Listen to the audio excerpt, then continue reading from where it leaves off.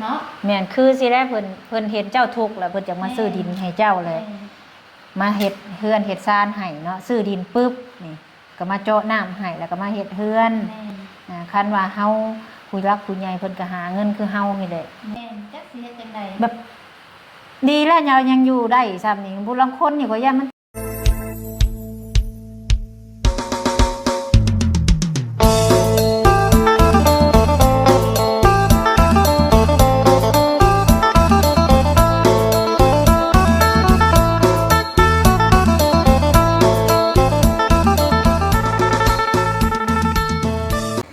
พี่น้องเปิดภาพมาหรือว่าเปิดคลิปมามื่อนี้เวะมาทางเฮือนน้องมวยก่อนเด้อพี่น้องเด้อเวะมาหาน้องมวยก่อนมารุ่นก่อนนั่นตั้งแต่ว่าพ่อเรามาอยู่กับมามื้อนั่นบ่พ่อแล้วพี่น้องพ่อแต่พ่อกับแม่เนาะดีใจน้ำพี่น้องเอ้ยครอบครัวได้อยู่กันพร้อมหน้าพร้อมตาทางสบุญก็ได้เนาะกราบทักทายสบายดีเด้อสบายดีพี่น้อง FC เบิร์ดสู่คนพ่อกันคือเก่าคือเดิมพี่น้องเพิ่มเติมกับซ่องสบุญมาบ้านเฮานี่แหละพ่อกันวันนี้ก็สิเขามาเล่นน้ำน้องมวยพี่น้อง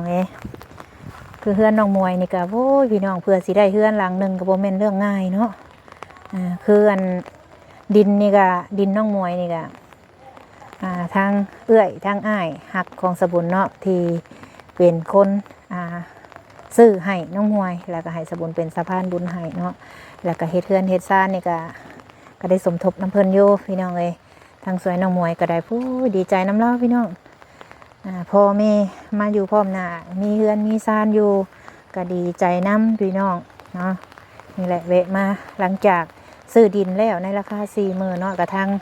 อ้ายหรือว่าอ้ายฮักของสบุญเพิ่นก็มาเจาะน้ำให้ทางน้องมวยพี่น้องมื้อนี้ทางสบุญก็สิเข้ามา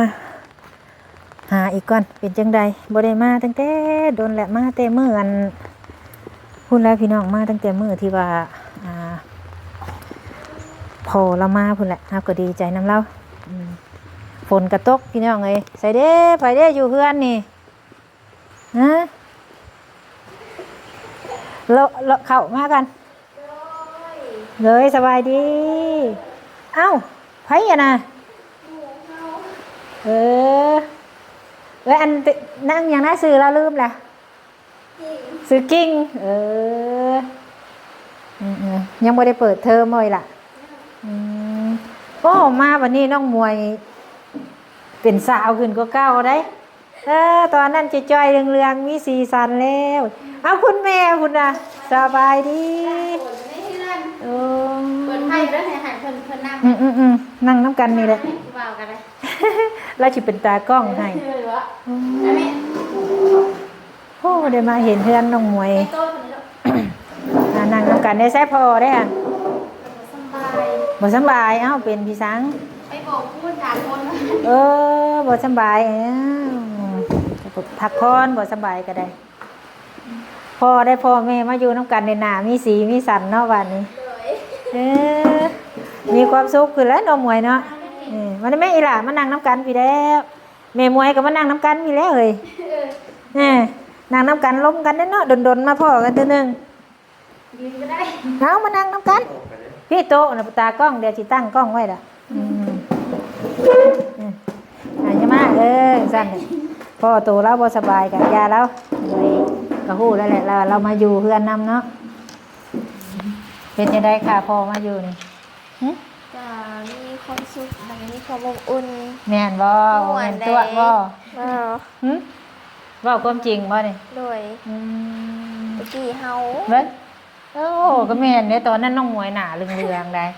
หรือว่าเราเป็นสาวขึ้นกว่าเก่าบ่อยากอ้วนนิดนึงเนาะแม่นแต่กี้นี่จ้อยเรืองแบบคนใส่ความคิดก็แม่นน้องมวยเนาะ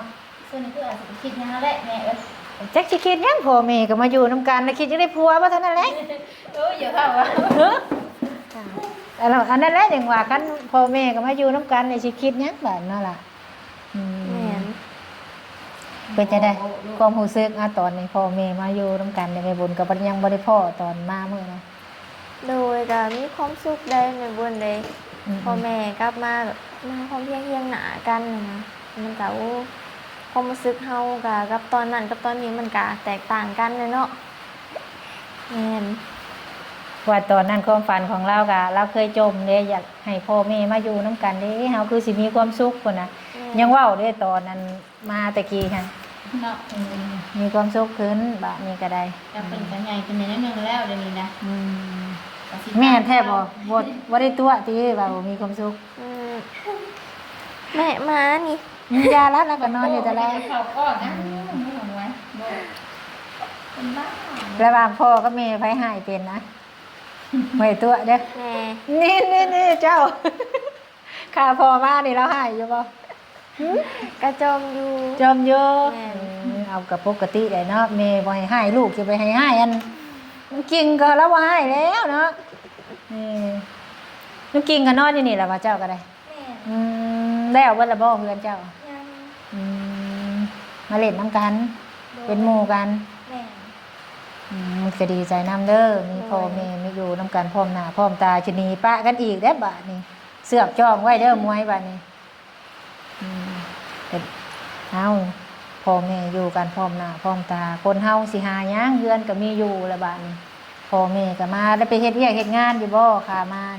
เสร็จไปอยู่เลยโดดเงินเพิ่มอยู่ห้องมันท่านเลย ไปน้ำกันบ่ แม่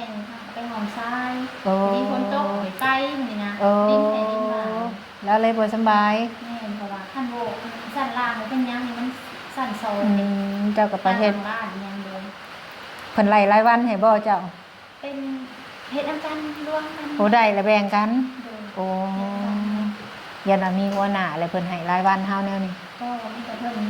เมาเองทีเดียวเพิ่น โอ้เราเฮ็ดเองบัดนี้ เออ อ้าวใกล้สิได้เป็นเจ้แล้วบัดนี้มั้ย ได้ถูก ใกล้สิได้เป็นเจ้แล้วบัดนี้คันว่ามันอยู่กับความตั้งใจของเฮาแหละ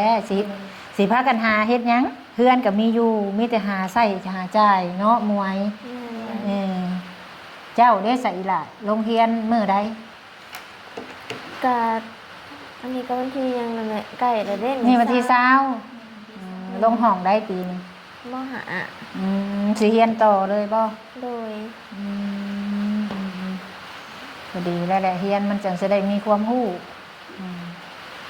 พ่อแม่ก็มาอยู่กันก็มีผู้แม่พ่อหาเงินกับลูกกับเขาโรงทำโรงเรียนบ้านนี้ โดย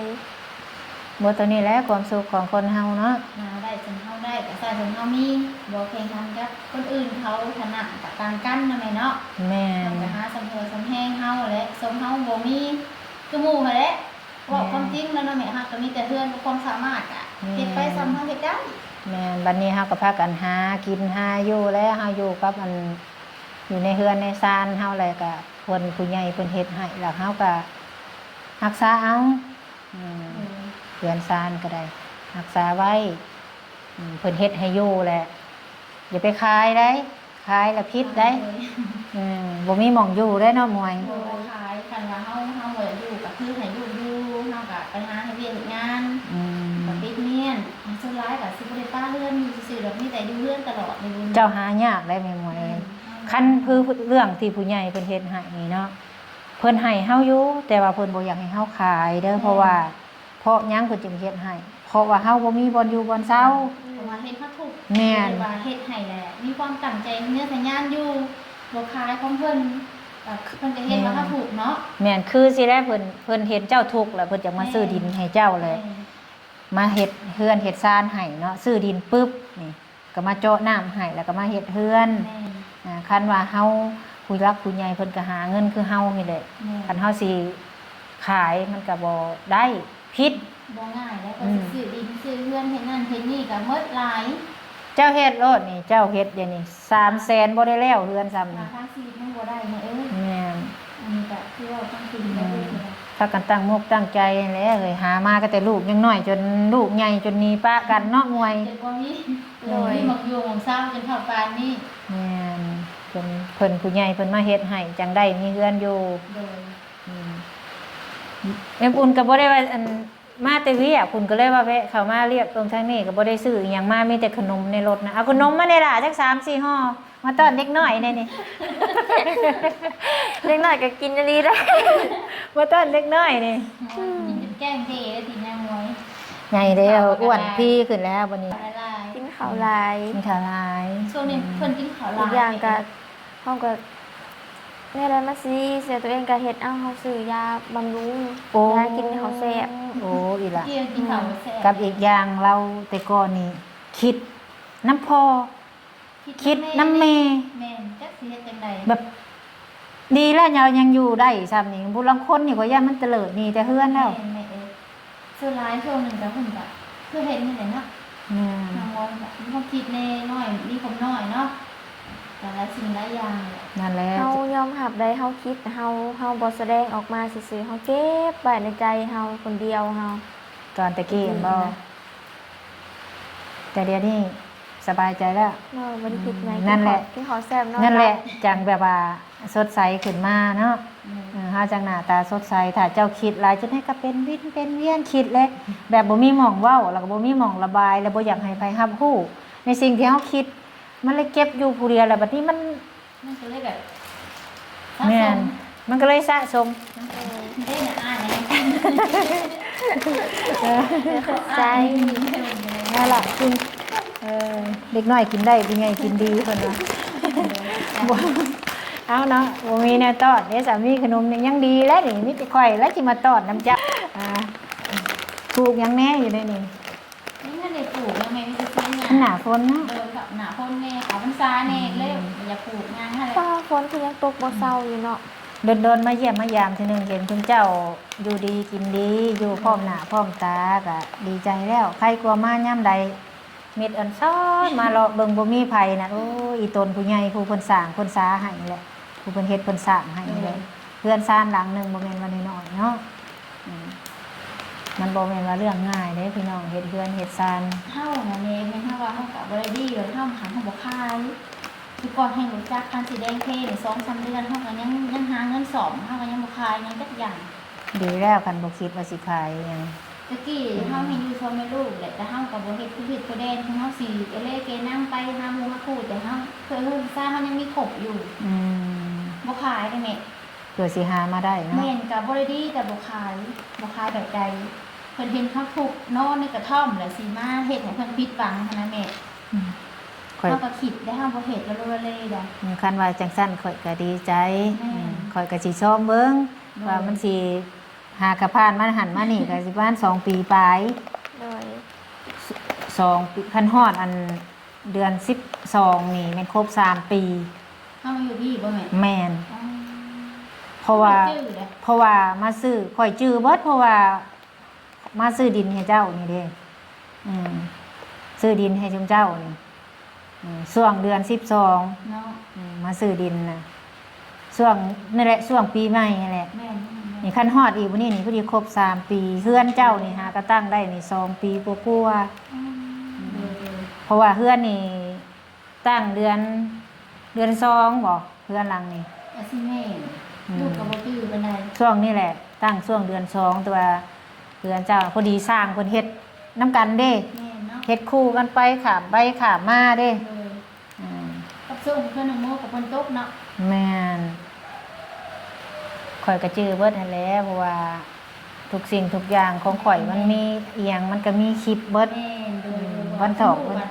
เนาะมีแต่ถ่ายแล้วก็มันเถื่อก็ลืมแบบบ่ได้เป็นหนังสือแน่บ่จักซะมื้อนั้นมื้อนี้หั่นเนาะ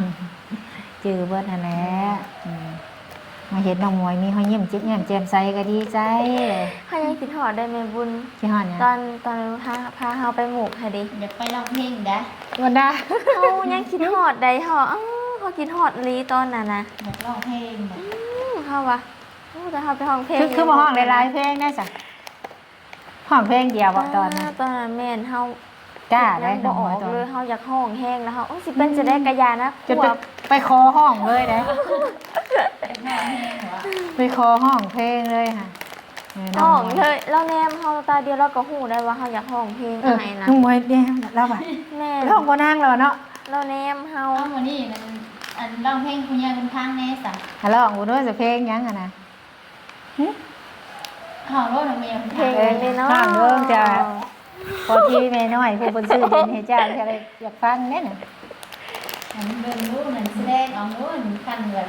ยังควรจิตใจยังหนึกถึงเพิ่นอยู่ ซ้ำว่าน้องสายใหม่ดิ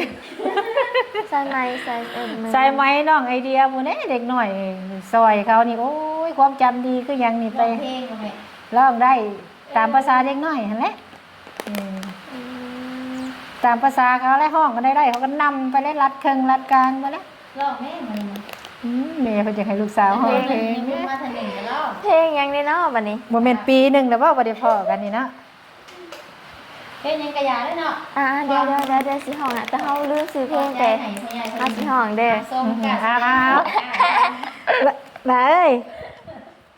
เดี๋ยวบักอายมัน ขนาดแม่ไปได้ซื้อคนแห้งให้ลูกร้องเพลงนี่มันก็หัน อ้าวเลิศบ่ต้องอายดอกเออ เพลงยังก็ได้นะแม่บุญ เพลงหยังก็ได้เพลงใดที่เจ้าห้องเป็นนั่นน่ะ เลย อืม อันอย่างสาวเสียงแคนหรือว่าแทนใจว่ะ เสียงแค่ใจ สูงว่ะ อืม ก็แม่ใครพ่อใครช่วยได้สัก อันใดร้องได้ก็ร้องไปเด้อแนวใดเฮาร้องแล้วเฮาคิดว่าเพลงใดที่เฮามัก สา นั่น ว แหละ เล่าว่าอะไรก็ได้จริง เลย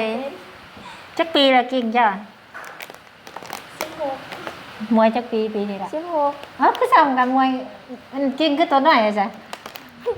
เรียนอยู่บ่เจ้าก็ได้ เรียน เขาเดียวไปน้ำกันได้แค่คน มันกิ่งแล้วนั่นอยู่ดอกมันกิ่งค่ะโอ้โดดๆมาหาน้องมวยหาก็ได้เพื่อสิได้มาก็บ่แม่นง่ายได้นี่ เงียบไปเล่าเพลง อ้าวแล้วคือ แม่เพลงยังแม่อันเมื่อได้ฟังเสียงฮะเด้เพลงยัง โอ้สาวบ้านเกินยังคอยบ่ แม่นสาววันเกินยังคอย เออเอานี่ เอาเลยวันนี้แม่บุญ เอาเลยแล้วนี่เอา เอาคืออยาก มวย ตื่ สิ นเต้น ร้อง นะ เพล วะ งเด้อพี่น้องนะ กันเล่าอะไรเงี้ย สาววันเกินยังคอยเนาะเอาแบบจักท่อนหนึ่งนะแม่ เอา บุญ จัก เนาะ กันนะเอาซ้ำเอาได้เด้อตรงนี้ โดย น้องมวยสิร้องเพลงเด้อทุกคนเด้อ เสียงสดเลยเนาะ เสียงสดๆเลย ฝากอะไรกับแซ่เด้อคุณยายใจดี เมื่อได้ฟังเสียงเพลงละหวานของเบาบ้านไกลแม่นแท้บอว่าไอ้ายหลงไหลหลงหักปักใจเพียงสาวบ้านเกินบ่เหมือนคำเว้าเมื่อพบกันเห็นอายทั้งมันอย่างแท้นอลงหักสู่พันผู้สาวบ้านกันเขาลืมท่อน ลืมท่อนเอ้ยน้องมวยร้องเพลงบ่สุดจ้ำ ให้เราเลย เป็นยังนี่อันนี้ก็ถือว่าโอเคแล้วแหละก็ ลืมดอนเลย ลืมท่อน แม่บ่ได้ยังบ่ได้ตั้งตู้ดี น้องหมวยกันว่าเราห้องเพลงก็โอเคอยู่เนาะแต่ว่าเฮา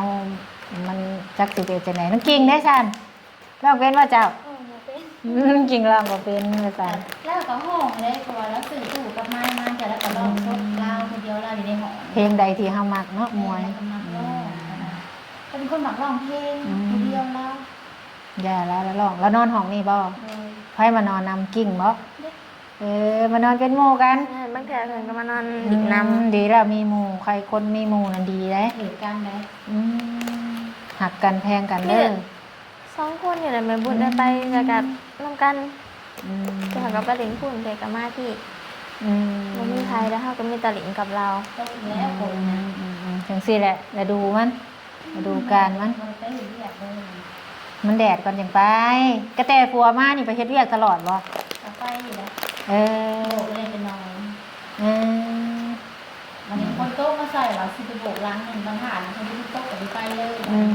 เฮ็ด2คนบ่หรือว่ามีหมู่ทีมนำ ซองก็มีอย่างแหละ อืม มันแบบว่าสี่หาพาโบหรือว่าสิบพา เขาจ้างแนวใดเขาจ้างแนวใด จะไล่พาละล่ะ โอ้แบบสิบ่แบบ4ล้านหนึง เลย พาไปสิบ่หรือว่ารวมหมดเลยหรือว่าแนวใดอันนี้ มันกับอิงตามสมมติมันกับซิมีหนาตรงหน้าต่างนั้นแหละ สมมุติว่าซ้ำนี่ได้ซ้ำห้องอันนี้เท่าใดอันนี้ซ้ำเบิดห้องนี่หรือว่า พวกกับมันก็ว่าไล่พาล้านเป็นชั้นสองได้ไหม แบบนี้ โดย แบบพาไปนี่นะล้านหนึง แม่น ซองอันนี้ละ2ล้าน แม่น 3ล้าน4ล้าน5ล้าน6ล้านเพิ่นตัวนี่เบิดนี่ เพราะว่ามันเป็นชั้นสองนี่ โอ้ ตั้งของเราล้านอีกสี่สั้นก็ได้แม่ โอ้แบบเพื่อนมันเป็นลายสั้นเพื่อนปูนลายสั้น มันซอกสักแรกตัวนี้นะเป็นอย่างใน มันบ่ได้แบบนี้ โดย อืม นอกจากไป ดีแล้วแม่มวยอยู่แบบสิแหละเนาะมวยเนาะจะไปเฮ็ดให้น้องมวยอันเศร้าอยู่ได้เราหาก็มีความสุขนี่พ่อแม่มาอยู่นํกันจักปีจากกันจังได้มา ไปตั้งแต่เดือน10ค่อยสิประมาณนี้แล้วไปบ่ลงกับพอดีออกบุญสงกรานต์ เรามาอยู่นี่ได้แล้วบ่เดือนหนึงฮะ มาเดือนปลายหรือว่าเดือนปลายเดือนปลายก็นี่ ดีแล้วนะมาอยู่นํกันอยู่เพื่อนอยู่ซ่านนี่แหละ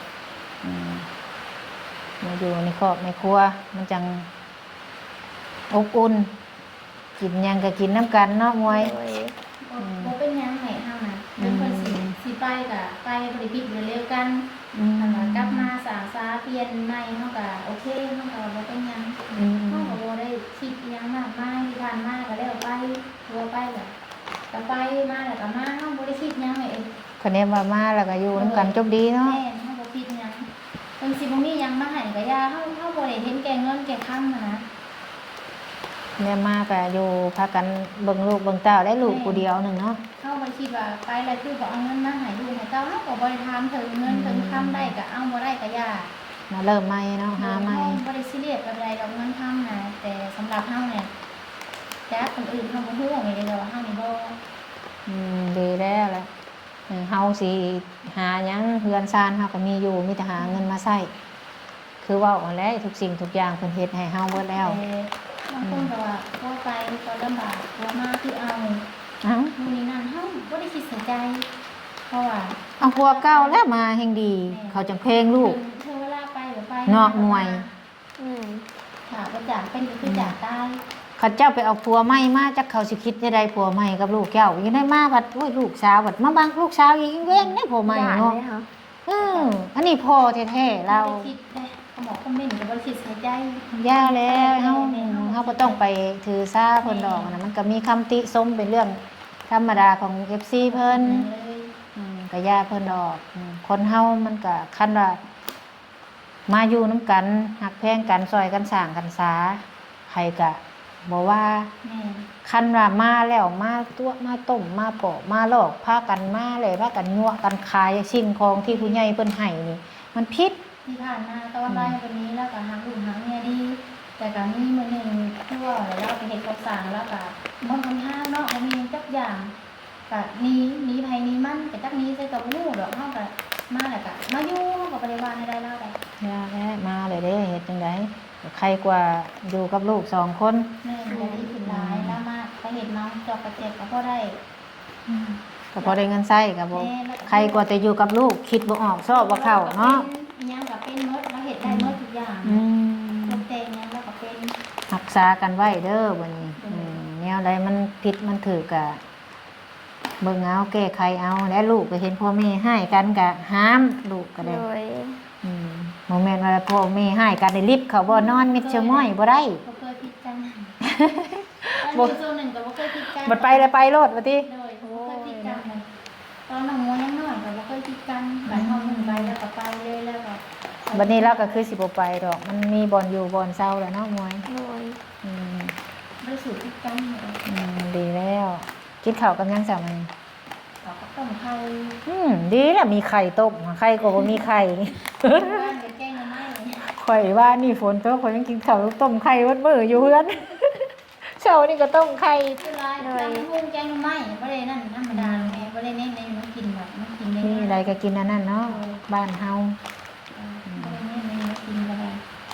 เป็นได้กิ้งยิ้มเฟ้ยๆเด้เฮือนน้องกิ้งกันนี่แหละนี่น้องเอ้ยน้องเมย์บ่ แม่ เฮือนเราอยู่นี่ไปบ่ดำนาแม่บุญปีกายพี่ซื่อนี่บ่ได้ไปเนาะมีแต่ปลูกนั่นเนาะนี่เนาะ แม่หัวก็พอเพิ่นแม่เพิ่น ปีนี้บ่ได้ค่อยจ้างเฮ็ดนาบ่หลายจ้างลูกหลานนำบ่ใกล้หั่น โดย ก็เลยบ่ได้มาเอา คนห้างไปหาหรือว่าแม่นมา คือเก่าเนี่ยคือเก่าอย่าถามทางบ้านค่อย มีดิ้นเลยเนาะแม่ให้แม่ อย่าถามทางเบิ่งทางบ้านเจ้าออกไปหันอันข้างตลาดหัน แม่ แบบนั้นแหละ บนโฮมโพหันแบบนั้นแหละบ้านในบุญหัน เมื่อน้องว่าอันว่าจะใส่บาทนั่งล่ม ล่มไม่ล่มก็มี ล่มเปียกหมด แหมบ้านนี้มาเห็นเราตกใจเอ้าน้องมวยคือเฮ็ด อุ้ยสวยอยู่บัดนี้ตอนนั้นจ้อยแห้ง ผัดดำได้แล้วบ่ขาว ใช้บ่ได้ดำยังคือ ผัดดำ ยังคือเก่าแหล้วน้องมวยเนาะบ่ได้ดำนี่น้องมวยน่ะไผว่าดำ ผัดเจ้าของฟิวแหละอ้าย ยังอายอยู่หั่น อ้ายเดี๋ยวสอน ยังกินฮอดอยากไปร้องเพลงอีกติ เอาไปนั่นเด้อ ได้ไปก็มีโอกาส กั กัน น หอเดินไปบุญตอนนั้นเนาะ กินหอดดิ โอ้แบบม่วน ร้องเพลงเดียว คือบ่ร้องหลายๆเพลงเลยจะเพิ่นร้องเพลงอยู่จังกุตอนน่ะ แต่ก็มีคนเว้าสิเฮาเนาะโอ้ยังจื้อได้อยู่ตอนนั้น ใช่เว้า เฮาก็บ่แม่นนักร้องอันนั้นเนาะเฮาก็ยังร้องซื่อ นี่มันความสามารถของเฮาเนาะ